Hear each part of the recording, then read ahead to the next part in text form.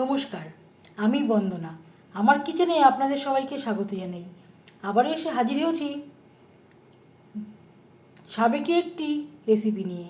আজ আমি তৈরি করব দই মাছ বা দই দিয়ে রুই মাছ। এর জন্য আমি এখানে 9 পিস রুই মাছ নিয়েছি। মাছের পেটিও রয়েছে, 3টে পিসও রয়েছে। সবার প্রথমে আমি মাছ ম্যারিনেট করব।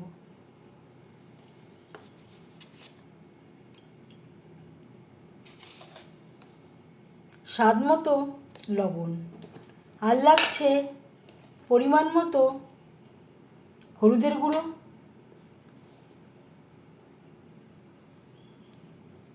হাফ চামচ মতো রেড চিলি পাউডার,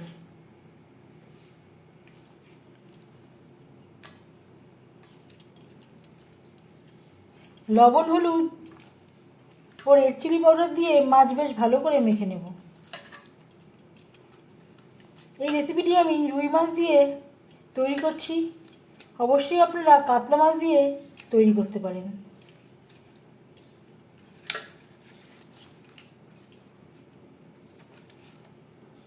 লবণ হলুদ মাছে বেশ ভালো করে মেখে নিয়েছি। এভাবে 5 মিনিট রেখে দেব। যেহেতু সাবেকি একটি রান্না, আমি রান্নাটা করছি সরষের তেলে।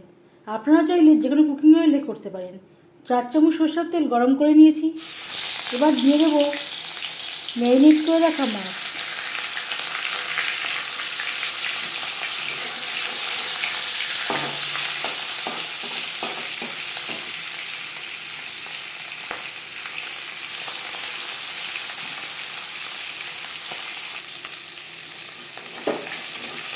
মাছ একটা সাইড ভাজা হয়ে গেলে অপর সাইডটা উল্টে দেবো।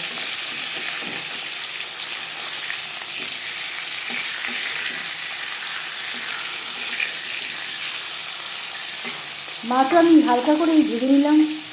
আপনারা চাইলে এর থেকেও কড়া করে ভেজে নিতে পারেন। মাছ হালকা করে ভাজা হয়ে গেছে, একটা পাত্রে উঠিয়ে নেব।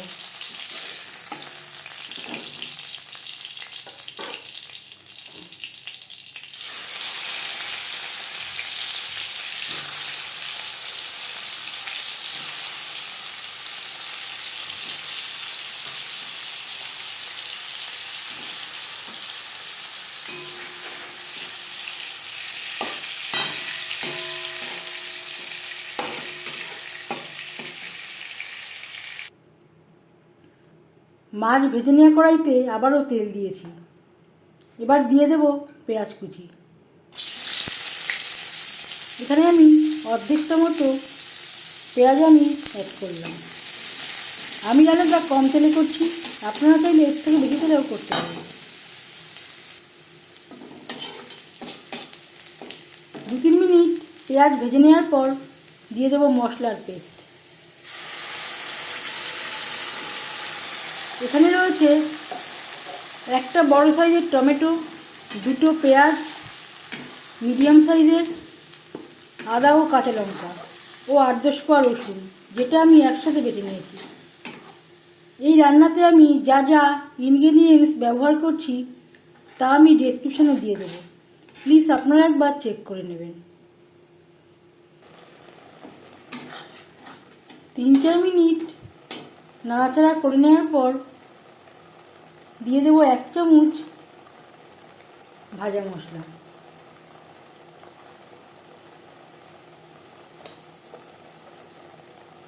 আর লাগছে হলুদের গুঁড়ো,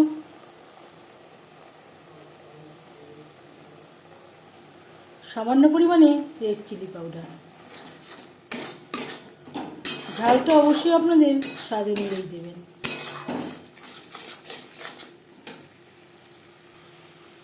মশলা কষাবার সুবিধার জন্য দিয়ে দেব মশলা দেওয়া জল।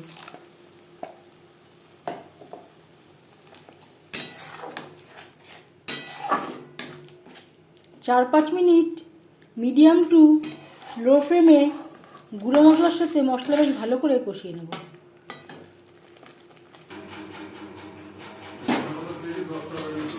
4-5 মিনিটের জন্য আমি ঢেকে দিয়েছিলাম।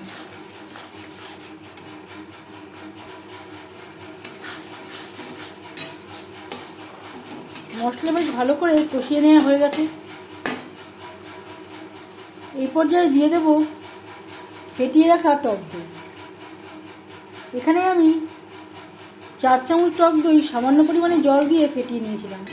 এই সময় আমি গ্যাসের ফ্লেমটাকে লোতে রেখেছি। লো ফ্লেমে 2-3 মিনিট নাড়াচাড়া করে নেব। মশলার সাথে দই লো ফ্লেমে 3-4 মিনিট নাড়াচাড়া করে নেওয়ার পর দিয়ে দেবো জল।